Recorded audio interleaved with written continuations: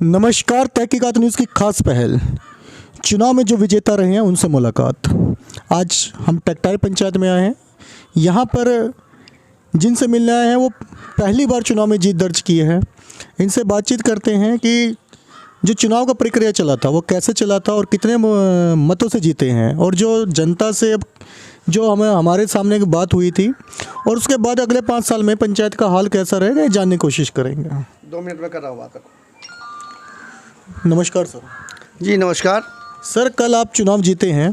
पहले तो हमारी जनता को ये बताइए कि आप कितने वोटों से चुनाव जीते हैं? 596 मतों का अंतर रहा है विजेता और उपविजेता के बीच में। तो उपविजेता कौन रहे हैं? उपविजेता जो इससे पूर्व मुखिया रही हैं श्रीमती रोशन खातून, उन वो 596 मतों से उनको कुल 1270 मत मिला, और मेरी पत्नी वंदना करण जो विजेता रही हैं उनको 1866 मत प्राप्त हुए। पहले तो आपको जीत की बहुत बहुत बधाई सर। जी ये तो आप लोगों का है, और हमारे यहाँ के कार्यकर्ताओं और हमारे सहयोगी जो लोग हैं जो पंचायत को बंधक से छुड़ाना चाहते थे उन लोगों का प्रतिफल है। आपके यहाँ पर मुखिया जी जो थे पिछले बार, जिसके प्रतिनिधि थे चांद बाबू, हमने जब उसकी पड़ताल करी है तो जो कागज़ पे काम दिखाए गए हैं वो धरातल पे काम कभी नहीं हो पाए हैं। कल जब हमने जांच करी है तो जो ये स्टेशन का रोड जा रहा है इस पर भी एक सड़क का निर्माण दिखाया गया है, जो सड़क का निर्माण कहीं पे दिखाई नहीं दे रहा है। तो आप लोग भी इस पंचायत में रहे, कभी आप लोगों ने इस चीज़ पे गौर किया था? सच यह है कि स्टेशन रेलवे स्टेशन तक जो सड़क जाती है वो रेलवे का है, और रेलवे में वो ऐसा कर ही नहीं सकते हैं। मिट्टी भराई का और उस पर दिखाया गया है कि खड़ंजे का रोड बनाया गया है, वो ऐसा तो नहीं हुआ है। एक RWD से एक सड़क बनी है जो विधायक द्वारा अनुशंसित है, और ऐसा कुछ हुआ है। बहुत सारे सड़कों में नालियों को दिखाया गया है, परंतु वहाँ तो सड़क भी नहीं है, नाली भी नहीं है। देखिए अभी तो मैं इसके बारे में कुछ कहना। चलिए, आपने सिरौली की जनता को एक वादा किया था। हाँ। वो वादा क्या था, दोबारा बताएं। मैंने वादा किया था कि यदि मैंने तो 45 दिन कहा था कि मेरे ओथ लेने के 45 दिन बाद या मुझे चार्ज मिलने के 45 दिन बाद तक यदि मैं वहाँ जो पानी लगी हुई रहती है मुख्य सड़क पर, यदि मैं उसे न निकाल दूं तो मैं अपने को अयोग्य अक्षम पाते हुए मैं कहूँगा कि भाई मुझसे गलती हो गई, जो आप लोगों ने मुझे वोट दिया, मैं अपने पद को छोड़ दे रहा हूँ। ये मैंने कहा था।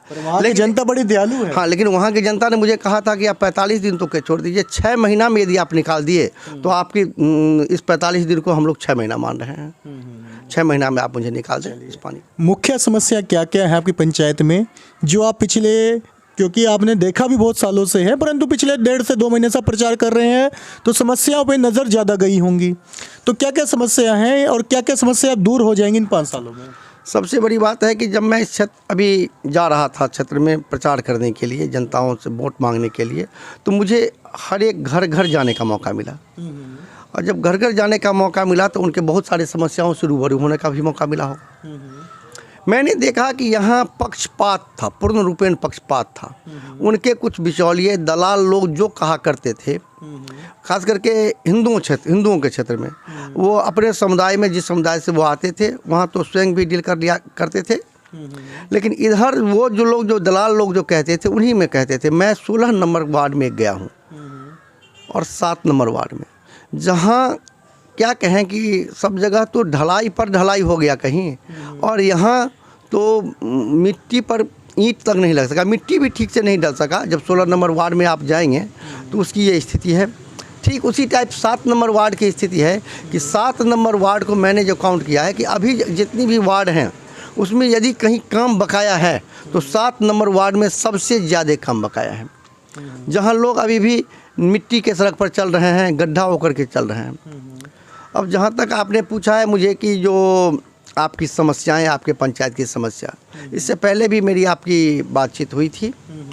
मैंने आपके चैनल के माध्यम से यहाँ के लोगों को समस्या उस टाइम बताई थी, परंतु अभी जो समस्या आपने बिल्कुल गौर से देखा है, क्योंकि वो समस्या आप घूमते देखते थे, परंतु अभी आप घर घर गए हैं।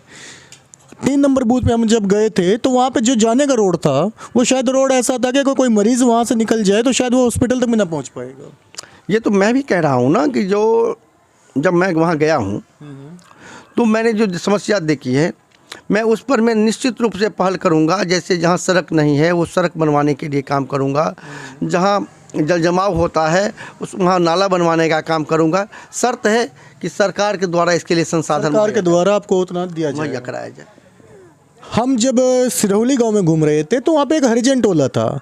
उस हरिजन टोला में जब घर में गए तो शायद वहाँ पे वो लोग गरीब नहीं हैं या पैसे वाला ज़्यादा हैं, वहाँ के लोगों को इंदिरा आवास नहीं मिला। लोग इतने परेशान थे कि पानी था वहाँ पे, बहुत ज़्यादा पानी था, जहाँ पे पवन जी ने अपनी मशीन लगा के उस पानी को निकलवाया था। तो पवन जी से पूछते हैं कि ऐसा क्या रीज़न रहा कि मुखिया जी ने नहीं किया, परंतु आप उस टाइम मुखिया नहीं थे परंतु आपने किया, ऐसा क्या रीज़न था सर? सच है कि मैं थोड़ा जिद्दी स्वभाव का हूँ। इससे पहले हमारे एमपी बने डॉक्टर अशोक कुमार यादव, एमएलए के रूप में डॉक्टर राजमोहन झा आए, तो मैंने उन्हें कहा था कि आपकी सर्वप्रथम काम होगा आपके द्वारा कराया गया, ये प्राथमिकता के रूप में ये जल जमाव है इसको आप निकालने का प्रयास करेंगे।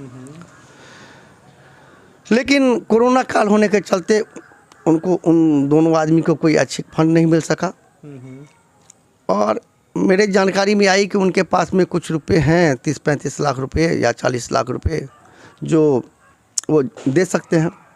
मैं उन्हें क्या एज महामंत्री, एक महामंत्री होने के चलते, एक मंडल के महामंत्री होने के चलते मैंने उन्हें कहा कि सर ये बहुत ज़्यादा समस्या है, इसको आप दूर कर दीजिए। तो मुझे मेरे अभी वर्तमान विधायक महोदय ने मुझे कहा कि पवन जी, मैं तो 2-3 स्वास्थ्य उपकेंद्र और उपकेंद्र में एम्बुलेंस गछ लिया, वो शायद अभी कोरोना के चलते सबसे ज़्यादा ज़रूरी है, मैं उसमें अपना फंड दे रहा हूँ, इसलिए तो आपके लिए पैसा नहीं बच पाएगा, मैं मार्च में ज़रूर आपको पैसा दूंगा। लेकिन यहाँ तो समस्या तत्काल थी। तो मेरे दिमाग में एक कौधी कि मैं तो जनता से वादा कर चुका हूँ, अब मेरे विधायक सांसद यदि अक्षम हैं इसमें या नहीं कर पा रहे हैं, मजबूरी है उनकी, तो मैं क्यों ना कर दूं। और मैं वहाँ से जो निकला ना, तो मोटर खरीदते हुए ही चला आया कि सर आपसे नहीं हो सकी, मैं स्वयं कर लूँगा। आप जब आएंगे तो देखेंगे वहाँ पानी की समस्या जो बहुत ज़्यादा जिस मात्रा में है उससे कम है, तो आपके मन में भी आएगा कि आपके यहाँ कोई ऐसा जीविका वाला कोई कार्यकर्ता है जो जिसके जीवटता है, जो जनता को सेवा कर सके, जनता का मान सम्मान कर सके। इंदिरा आवास योजना या प्रधानमंत्री आवास योजना, जब आपकी पंचायत में हम घूमे हैं, दिन में भी घूमे हैं, रात में भी घूमे हैं, बहुत सारी जनता मिली जो कहती है 30,000, कोई कहता है 40,000 घूस देना पड़ा। अब आप मुखिया बन चुके हैं और आप एक अत्यंत साफ छवि के आदमी हैं, क्या आपके 5 सालों में इंदिरा आवास योजना पे लूटमारी ऐसे चलेगी? अब इसके बारे में मैं कह रहा हूँ कि इंदिरा आवास योजना में सबसे बड़ी बात है कि या प्रधानमंत्री आवास में लूट का कारण है कि उसमें जो नीडी नहीं है वो लोग अपना नाम डलवा लेते हैं, और जिनके पास स्वयं घर होता है वो अपना नाम डलवा लेते हैं, और वो उस पैसा को लेना उसमें से चाहते हैं कि कुछ दे करके हमारा तो घर बना हुआ है। इसमें परेशान वो हो जाता है जो उसके लिए निश्चित रूप से नीडी है, जो निश्चित रूप से जिसके लिए आवश्यक है, उसको नहीं मिल पाता है। समझ गए? तो मेरे पास जब वो लिस्ट आएगी या नहीं कोई नई लिस्ट बनेगी, तो मैं निश्चित रूप से चाहूँगा जो उसमें सबसे ज़्यादा जो नीडी है, जो सबसे ज़्यादा जो योग्य लोग हैं जिनको इंदिरा आवास मिलना चाहिए, उन्हीं का नाम पड़े। जब उनका नाम पड़े तो शायद उनसे कोई मांगने की हिम्मत नहीं करेगा। मतलब जब लिस्ट बनेगी तो आप उसकी पड़ताल भी करेंगे कि ये नीडेड है या नहीं नीडेड है? निश्चित रूप से मैं पड़ताल करूँगा, और इसमें मैं किसी की भी पैरवी मानने के लिए तैयार हूं। सिरौली में हरिजन टोला का पूरा ध्यान आपकी तरफ है इस बार। उन लोगों को इंदिरा आवास की जरूरत आज से नहीं, शायद 50 साल पहले से भी है, तो इस बार उनको इंदिरा आवास मिलेगा सर? सच बात यह है जो उनको किनको इंदिरा आवास मिला है, किनको नहीं मिला है। इस पंचायत में मुझे लगता है कि 300 से 400 ऐसे लोग हैं जिनके नाम पर इंदिरा आवास का पैसा उठा हुआ है, लेकिन उनके यहाँ जाते हैं तो घर नहीं देखते हैं। ये बहुत बुरी बात है। तो सबसे मैं इस बात की भी पड़ताल करूंगा कि आखिर उनको पैसा मिला कि नहीं मिला। हो सकता है कि कहीं उनको पैसा मिला हो और वो घर न बना पाए हों, उसका दूसरा यूज कर लिए हों, तो मैं उसे भी देखूंगा, और यदि नहीं मिला हुआ होगा जनून में उनको, तो निश्चित रूप से उनको दिलवाने का मैं काम करूँगा, प्रयास करूँगा। जीत की खुशी में हमारे चैनल के माध्यम से आप अपनी जनता को क्या संदेश देना चाहते हैं? मैं ये जनता मेरी नहीं है, जनता का मैं हूँ। जनता की आप जनता बात यहीं खत्म होगी, निश्चित रूप से है। तो क्या शुभकामनाएं? सुनिए, तो मैं यही कहना चाहता हूँ कि अभी जो प्रचार हुआ है, प्रचार में पर्चा के माध्यम से मेरा मोबाइल नंबर हमेशा हर एक घर में पहुँचा हुआ है, हर एक व्यक्ति के पास पहुँचा हुआ है। वो उसका सदुपयोग करें। 24 घंटा मेरा मोबाइल नंबर खुला हुआ रहता है। यदि उनको जहाँ कहीं भी ज़रूरत बुझाए, लेकिन वो कानून सम्मत हो, ऐसा नहीं कि वो कहीं पर मैं ऐसा गलत कर लिए हों और उसमें मुझे मदद के लिए बुला रहे हों। जो ऐसा गलत कर रहे हों जो कानून सम्मत नहीं हो, तो वहाँ मैं उनका मदद नहीं कर पाऊँगा। जो गलत है उनको लिए पहला संदेश यही है कि आप फ़ोन ही ना करें। हाँ, लेकिन यदि वो सही हैं तो मैं 24 घंटा उनके लिए हाजिर हूँ। रात के 2 बजे भी मेरी मोटरसाइकिल उनके यहाँ पहुँच जाएगी। दूसरी बात ये है, जो वो मुझे जहाँ भी गलती यदि मुझसे हो सकती है, मैं ये नहीं कहूँगा कि मैं भगवान हूँ, भगवान से भी कभी कभी गलती हो जाती है। तो मैं उन्हें कहूँगा कि यदि कहीं गलती हो रही है, प्रारंभ हो रही है, तो वो उसकी चर्चा चौक चौराहा नहीं करके वो मुझसे डायरेक्ट मिलें, या नहीं तो मैं 3-4 जगह चाहूँ पंचायत में जो शिकायत और सुझाव पेटिका डलवा दूँ, जिसमें वो अपना पर्ची डाल दें।